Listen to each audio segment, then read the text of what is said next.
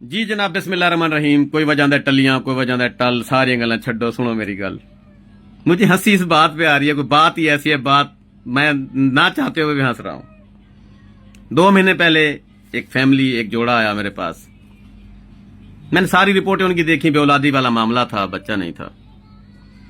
तो आज वो दूसरी मरतबा विजिट उन्होंने किया है, मेरे दवाखाने पर आए हैं। तो मेरे को 2 कैप्सूल देने लगा हस्बैंड के लिए। तो पता है बीबी ने क्या कहा? बीबी ने कहा ये वाले कैप्सूल मत दें इसको। बीबी क्यों ना देवा कैप्सूल? लिमिट ज्यादा है, बस में जगह तो नहीं मिलता है। आकबत खराब थी मेरी। हाँ दीदी, आकबत इतनी खराब थी कि मुसलसल 4 झाड़े। मुसलसल 4 जहाड़े आकबत खराब कर दी थी बंदे ने। बाल की जरूरत ही दुनिया दे ना आवे।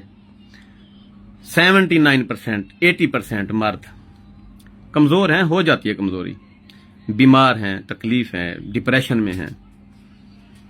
और औरत की कभी आकबत खराब नहीं हुई। हकीम शहजाद के पास आने के बाद आकबत खराब हुई और बीबी ने कहा कि होने कैप्सूल ना देवा। पक्की गाल है? पक्की गाल है। मैं मना पहले कर दी थी, मैं कैप्सूल ना दिवा। कैप्सूल ते मजू ना दी, इकू ना दिवा है। ये आकबत खराब वाले।